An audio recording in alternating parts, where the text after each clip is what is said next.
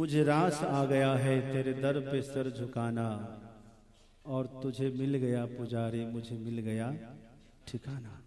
बंधुओं, भगवान को यदि आप भाव से एक तुलसी दल भी देते हैं, तुलसी दल, तो भगवान उसकी कीमत स्वयं से भी ज्यादा लगाते हैं। आप क्या समझते हैं? ये जो कहते हैं पत्रम पुष्पम फलम तोयम यो मे भक्त्या प्रयच्छति। एक पत्र, पत्र मतलब तुलसी पत्र, बेल पत्र, पुष्पम फलम तोयम, तोय मतलब जल, जो भी आप प्रेम से चढ़ाते हैं। हाँ, एक पत्रम, एक बिली पत्रम, एक पुष्पम, एक लोटा जल की धार, दयालु रीझ के देते हैं चंद्रमौली फल चार। दयालु रीझ के देते हैं चंद्रमौली फल चार। चारों फल प्रदान करते हैं। आपको हम क्या बताएं, भगवती भगवान श्री कृष्ण की पटरानी सत्यभामा, एक बार देवर्षि नारद जी स्वर्ग से आए तो वहां से एक पारिजात पुष्प लेकर आए, भगवान को दिया। भगवान ने माता रुक्मिणी को दिया। नारद जी सत्यभामा से मिलने आए, सत्यभामा ने प्रणाम किया, बोले कहिए। कहा कि अच्छा, हम कब जब भी आते तो कुछ न कुछ स्वर्ग से लेकर आते, तो भगवान आपको कुछ देते हैं कि नहीं? बोले देते होंगे, पता नहीं क्या लाए। बोले हम तो पुष्प लाए थे, पारिजात पुष्प। बोले हाँ, तो हमको तो नहीं दिए। बोले यही तो सोचो कि भगवान ज्यादा किसको मानते हैं। हम तो भगवान के सेवक हैं। तो सत्यभामा ने भगवान से कहा कि पारिजात पुष्प की इतनी महिमा है, फिर भी आप मुझे नहीं दिए, रुक्मिणी को दिए। अब तो मुझे पारिजात का पूरा वृक्ष चाहिए। हम अपने आंगन में लगाएंगे पारिजात वृक्ष को, रोज उसकी माला पहनेंगे। और भाई मान तो रखना पड़ेगा।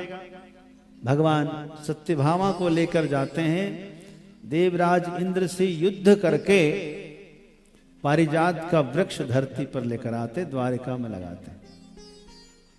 कलयुग में वह असली पारिजात तो चला गया, लेकिन उसी का पारिजात आज भी जहां तहां है।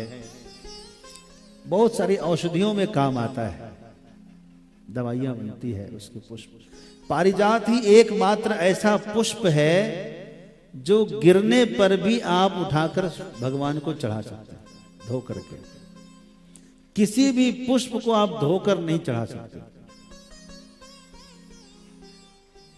पुष्प को धोने का नियम नहीं है। बिलपत्र को धोकर चढ़ा सकते हैं, तुलसी को धोकर चढ़ा सकते हैं, लेकिन पुष्प को धोकर नहीं चढ़ा सकते। पुष्प जमीन पे गिर जाए तो वो देवताओं को चढ़ाने योग्य नहीं होता, लेकिन एकमात्र पारिजात पुष्प ऐसा है जो गिरने के बाद भी यदि आप उठाकर धोकर चढ़ाएं तो भगवान स्वीकार करते हैं।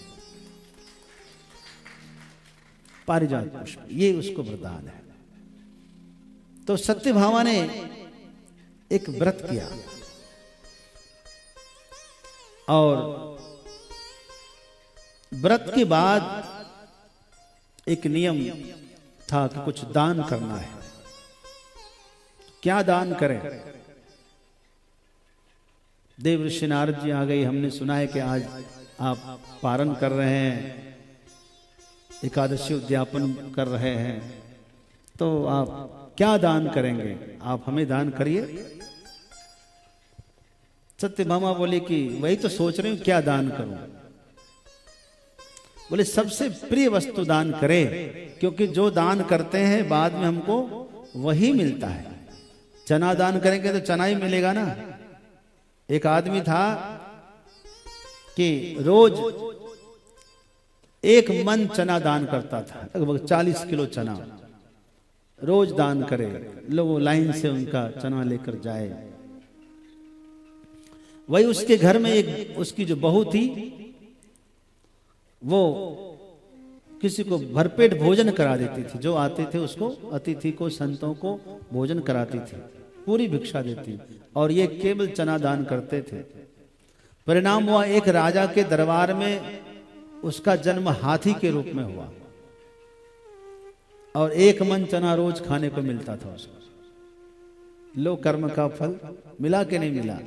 और उसी राजा के घर में इसकी बहू राजवधू बन करके आई। अब इस हाथी को पता चल गया कि ये तो मेरी बहू है, आज ये महारानी बन करके आई है, अब ये मेरे ऊपर सवारी करेगी, ये तो अच्छा नहीं है। तो जब गुजर से आगे से उनकी पालकी गुजरती तो ये बहुत मायूस हो जाता। हाथी को पता चल गया तो वो खाना पीना बंद कर दिया। सब परेशान थे। आखिर में उस हाथी को देखने के लिए वो महारानी आई, अभी अभी राजवधू बन के आई थी, तो उसके पर हाथ फेरते हुए कहा कि आप जो भी हैं आप खाइए पीजिए, ये सब कर्म का फल है।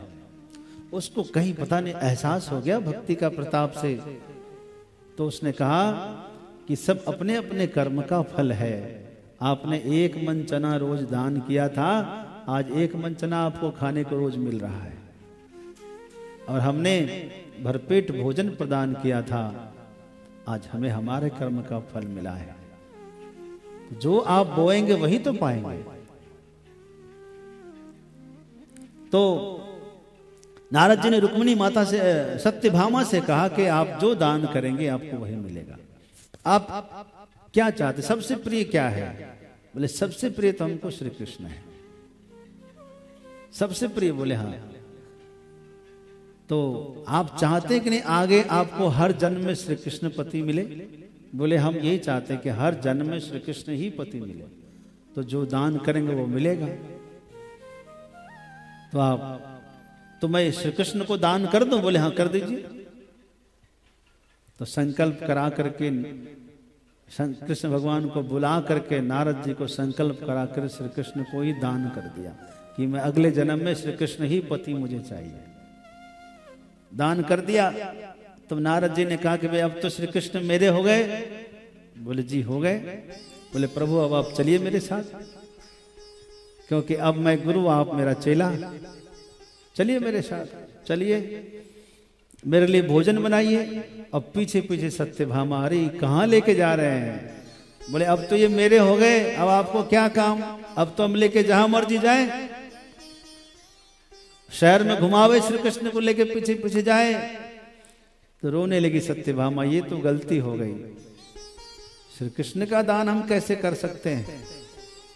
श्री कृष्ण कोई अकेले हमारे थोड़े ना पति हैं, उस तो उनकी और भी पत्नियां हैं।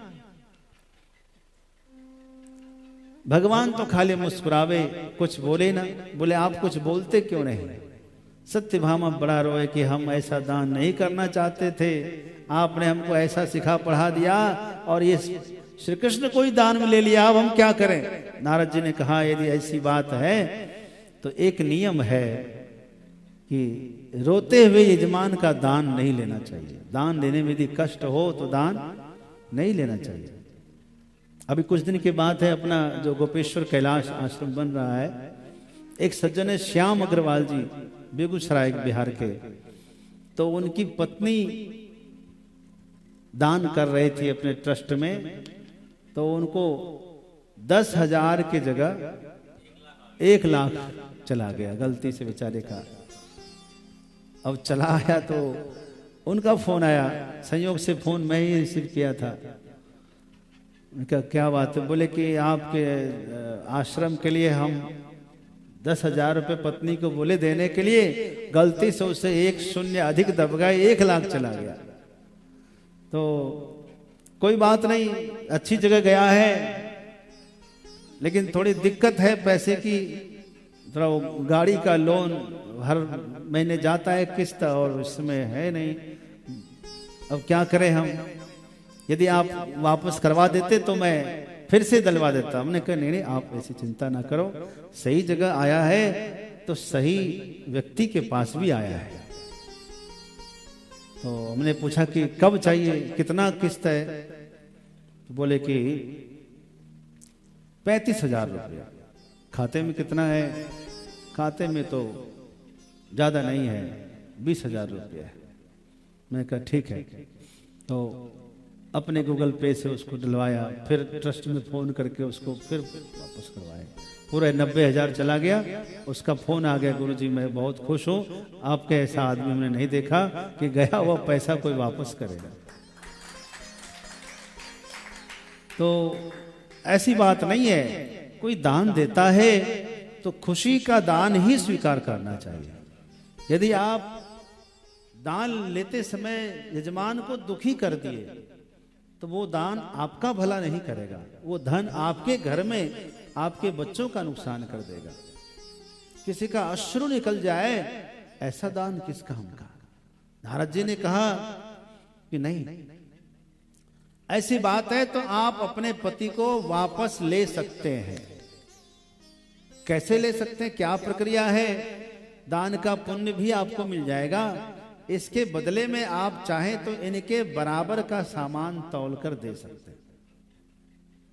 लेकिन याद रहे, दान का सामान जितना कीमती है उसके बदले में जो सामान देंगे वो उतने ही कीमती होना चाहिए। ऐसा नहीं कि आप जो है गेहूं चावल नाप के दे दें उसके बदले में।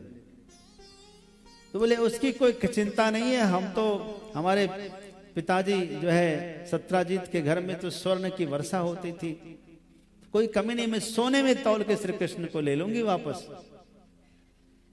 तो श्री कृष्ण को सोने से तौलने लगी। एक तराजू मंगवाया और श्री कृष्ण को सोने से तौलने लगी। प्रभु को कोई सोने से तौल सकता है? नहीं तौल सकता। सारा घर का सारा सोना गहना लग गया, बड़े बड़े तराजू का इंतजाम हुआ, बड़े कांटा पल्ला का सारा लग गया। अपने मायके में जितना उनको सोना था सब मंगवाया और सब लग गया, श्री कृष्ण की बराबरी हो ही नहीं पाई। अभी भी श्री कृष्ण का पलरा जमीन को टच कर रहा है। अब वो परेशान हो गई, क्या करे क्या करे। हार कर अभिमान सब खत्म हो गया। तब माता रुक्मिणी के पास गई, दीदी आप ही कोई उपाय बताइए, श्री कृष्ण कैसे इनकी बराबरी कैसे होगी? सोना चांदी गहना सब खत्म हो गया। तब माता रुक्मिणी ने कहा कि ये महापुरुष हैं, ये भगवत तत्व है, ब्रह्म तत्व है, इसके बराबरी ये दुनिया के सामान नहीं कर सकते। बस एक तुलसी का दल लिया माता रुक्मिणी ने, उस पर जो है राम लिख दिया तुलसी पर, और ले जा करके उसी श्री कृष्ण के पलरे के सोना चांदी जिधर था उसके ऊपर रख दिया। तो श्री कृष्ण भगवान का पलरा ऊपर उठ गया और तुलसी का पलरा भारी हो गया। तुलसी दल ने बोले ये सब सोना आप हटा दीजिए। सारा सोना सामान हटा दिया, सिर्फ तुलसी का दल रखा और श्री कृष्ण उसके बराबर नहीं हो पाए। हाँ, बड़ा महत्व है।